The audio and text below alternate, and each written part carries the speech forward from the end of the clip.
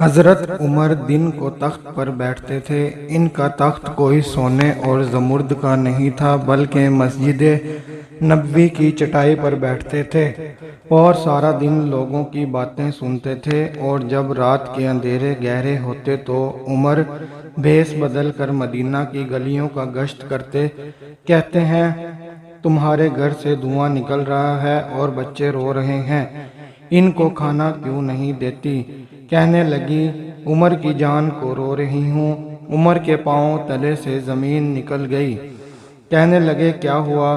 کہا کہ 3 دن سے ہمارے کھانے کے لیے کچھ نہیں ہے، روزانہ بچے روتے ہیں اور میں ہنڈیا کے اندر پتھر ڈال کر نیچے سے آگ ڈالتی رہتی ہوں کہ بچے انتظار کر کے سو جائیں گے، کمبخت سو ہی نہیں رہے، اور وہ پتھر پکیں گے بھی کیا، اور میں عمر کی جان کو رو رہی ہوں۔ حضرت عمر رضی اللہ تعالیٰ عنہ کا کلیجہ منہ میں آ گیا اور پلٹے، واپس بیت المال میں آئے، گھی کا ایک کنستر لیا، آٹے کی بوری لی، مرچ مسالہ جات بہت کچھ اٹھایا، اپنے کندھے پر رکھا، بوری اپنے کمر پر لادی۔ عمر بیت المال سے نکلے تو آپ کے خادم اسلم نے دیکھ لیا، آگے بڑھا اور کہتا آقا میں اٹھاتا ہوں۔ عمر رضی اللہ تعالیٰ عنہ کی آنکھوں میں آنسو آ گئے۔ کہا اسلم قیامت کے دن میرا بوجھ اٹھا لو گے؟ کہا کہ قیامت کے دن جو اپنا اپنا بوجھ اٹھانا پڑے گا۔ کہا عمر رضی اللہ کو آج اپنا ہی بوجھ اٹھانے دو۔ حضرت عمر رضی اللہ تعالیٰ عنہ وہ گھی کا کنستر اور وہ آٹے کی بوری سر پر اٹھائے اور اس خاتون کے گھر جاتے اور دستک دیتے۔ وہ جب دیکھتی تو اس کی جان میں جان آ جاتی۔ کہا جلدی جلدی آٹا گوندھو، اور عمر سبزی کاٹنے لگ جاتے ہیں۔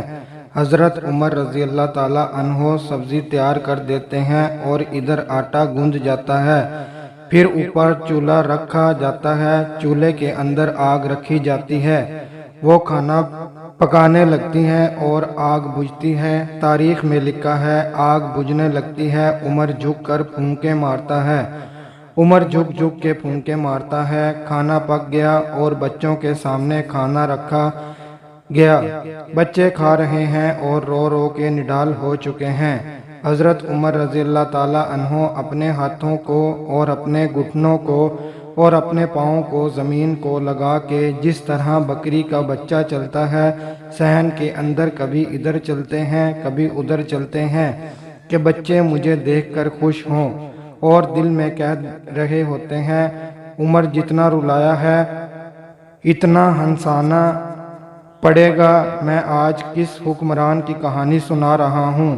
میں عمر کی کہانی سنا رہا ہوں، جو کہ 20 لاکھ مربع میل آدھی دنیا کا بادشاہ حضرت عمر رضی اللہ تعالیٰ عنہ جس طرح بکری کا بچہ چلتا ہے، اپنے ہاتھ اور اپنے گھٹنے زمین پر ٹیک کر اس طرح چلتا ہے۔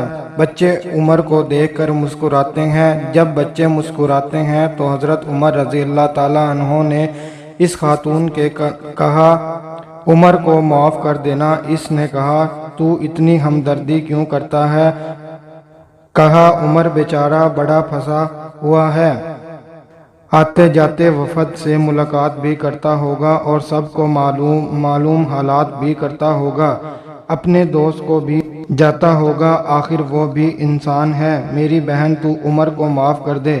اس نے کہا نہ عمر کی بات میرے سامنے نہ کرنا، قیامت کا دن ہوگا، عمر کا گریبان ہوگا اور میرا ہاتھ ہوگا۔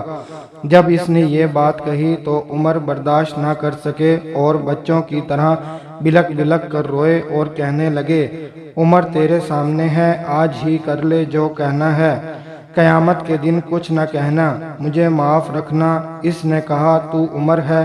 کہا ہاں، بد نصیب عمر تیرے سامنے کھڑا ہے۔ میرے عمر کہتے ہیں اگر دریائے دجلہ کے کنارے ایک بکری کا بچہ پیاسا مر گیا تو اس کا حساب بھی عمر سے لیا جائے گا۔ حضرت عمر یروشلم میں ایک اونٹ ہے، ایک غلام ہے جو بھی وہ سوار ہوتا ہے، کبھی آپ کی باری مقرر رکھی ہے۔ جب یروشلم کے قریب پہنچے تو عمر کی باری لگام پکڑنے کی اور غلام کے اوپر سوار ہونے کی۔ غلام نے کہا آقا میں مرضی سے اپنی باری چھوڑتا ہوں، آپ آ جائیے، دشمن کے علاقے میں آ رہے ہیں، تازہ علاقہ فتح ہوا ہے، اسلام کی شان و شوکت سے ظاہر ہو۔ عمر نے کہا، اسلام کی شان و شوکت ایسے ظاہر نہیں ہوتی، اپنی باری پہ تم بیٹھو گے، اپنی باری پہ میں بیٹھوں گا۔ لوگ منتظر کھڑے ہیں، دور سے جب دیکھا تو کہا، اس کی ہیبت سے کانپتے ہو، یہ تو حبشی لگتا ہے، رنگ کالا ہے، ہونٹ موٹے ہیں، اس سے زیادہ حسین تو اس کا غلام ہے جو آگے آگے چل رہا ہے۔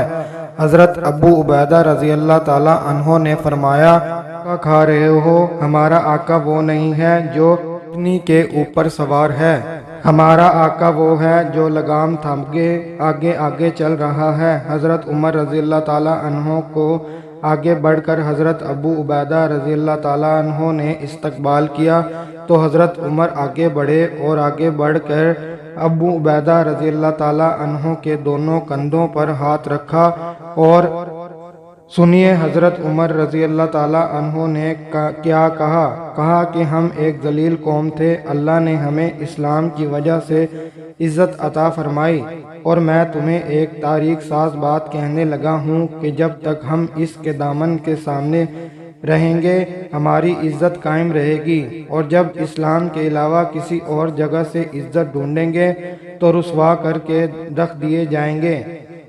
یہ ہے وہ خلاصہ جو حضرت عمر رضی اللہ تعالیٰ عنہ نے امتوں کے عروج و زوال کا بیان کیا ہے۔ اللہ ہمارے ملک کو بھی حضرت عمر جیسا حکمران عطا فرمائے۔ کمنٹ میں لکھ دیجئے آمین۔ ویڈیو پسند آئے تو ویڈیو کو لائک کرنا اور چینل کو سبسکرائب کرنا مت بھولیے۔